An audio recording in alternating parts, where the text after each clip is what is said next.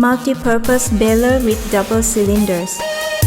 This multi-purpose baler can bale various scrap such as mixed paper, newspapers, office paper, PET bottles, plastic scrap, aluminum scrap, copper, cans, zinc plate, and others.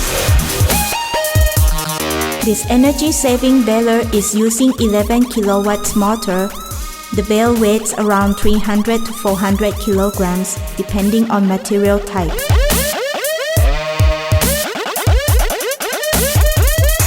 It produces 5 to 6 bales per hour. It is equipped with a power circuit breaker.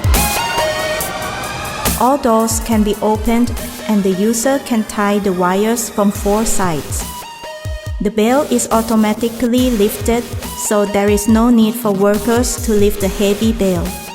The baler is crucial for storage and transportation efficiency.